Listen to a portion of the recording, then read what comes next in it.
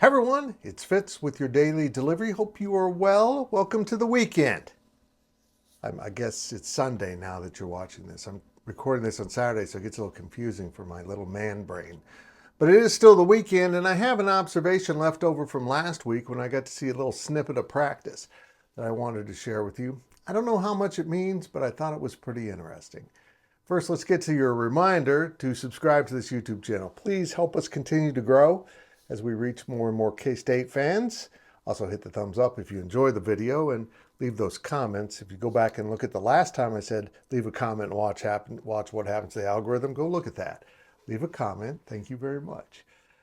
So, you don't see much in that first section of practice. We get to see them stretch and run some basic stuff. Sometimes we get to see 7-on-7. So you kind of see who's lining up with the first team offense, first team defense, or roughly that, and who rotates with the next group. We didn't see any of that on Thursday when we had a session of the Kansas State football practice open. Basically, as soon as we're out the door, they do all the cool stuff, which I understand. You don't want to put that out for everyone to see, particularly brilliant football minds like this. But there was something of interest going on. First of all, I was caught a little bit off guard by DJ Giddens being in the red bib, which means he's still non-contact.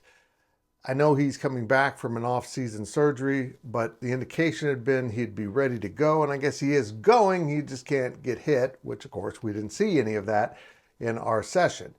But even though Giddens was out on the field taking part in what drills they were doing, we noticed Dylan Edwards seemed to get a lot of time next to Avery Johnson. Now, I'm not going to try to imply here that Dylan Edwards is going to take over at running back. But it struck me that they seem to be working on their timing together, trying to mesh them up, because I think Dylan Edwards is going to be used in a number of different ways. In fact, Dylan Edwards went over and worked with receivers for a little bit, and I thought that was interesting too, because that seems to line up with what we think they're going to do with him. He's going to probably be the punt returner. I believe that. He's probably going to come in and relieve DJ Giddens at running back, and he's going to play some receiver, and he's probably going to lead to some formations that we haven't seen much of with a true running back like DJ Giddens on the field with him and Avery Johnson. It's very intriguing. But it did jump out at us that we were seeing a lot of Dylan Edwards in that practice, particularly paired up with Avery. Now, maybe it was just by chance, too. Everyone's rotating in their own cycles of running backs have so many guys that take reps and quarterbacks have so many guys that take reps. But boy, it did seem like the two were paired up quite a bit.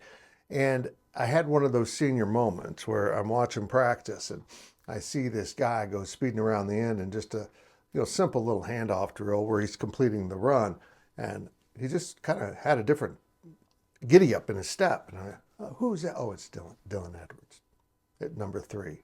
And also Blake Barnett's still wearing number 3. How's that going to work? Blake, they might be redshirting you. Or are they finding out who is going to earn number 3?